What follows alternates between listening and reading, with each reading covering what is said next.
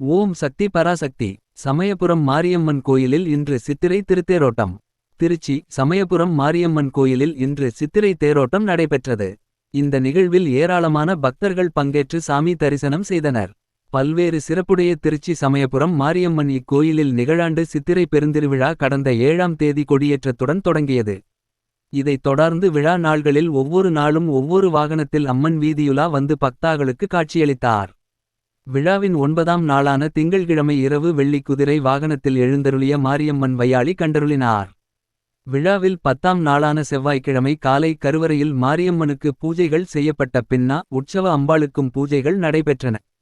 தொடர்ந்து திருத்தேரில் அம்மன் எழுந்தருளிய பின்னா காலை 10:31 மணிக்கு மேல் 11:20 மணிக்குள் திருத்தோ வடம்பிடித்தல் நடைபெற்றது.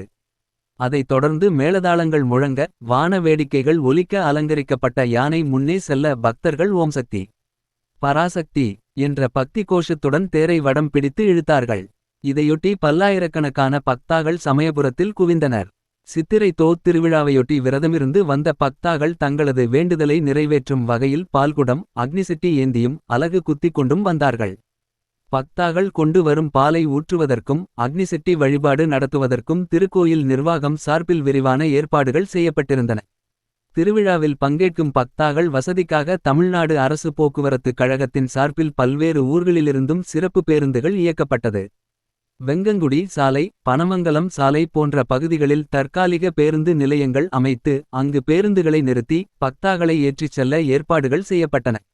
பக்தாகள் அதிகளவில் குவிந்து வருவதால் மாவட்ட காவல் கண்காணிப்பாளர் வருண் குமார் தலைமையிலான போலீசார் தீவிர பாதுகாப்பு ஏற்பாடுகளை செய்தார்கள். கண்காணிப்பு கேமராக்கள் மூலம் கண்காணிப்பு பணிகள் மேற்கொள்ளப்பட்டு மேலும் சாதாரண உடையிலும் குற்றப்பிரிவு போலீசார் பணியில் ஈடுபடுத்தப்பட்டார்கள். தெப்ப உற்சவம் திருவிழாவில் ஏப்ரல் 17ஆம் தேதி வெள்ளி காமதேனு 18ஆம் தேதி முத்து பல்லக்கு 19ஆம் தேதி தெப்போற்சவமும் நடைபெறும். ஏப்ரல் 22ஆம் தேதி தங்க கமல வாகனத்தில் அம்மன் புறப்பாடும் நடைபெறும். இந்த வீடியோ உங்களுக்கு பிடிச்சிருந்தா லைக் பண்ணுங்க, ஷேர் பண்ணுங்க, கமெண்ட் பண்ணுங்க. மறக்காம இந்த சேனலை சப்ஸ்கிரைப் பண்ணுங்க. நன்றி, வணக்கம்.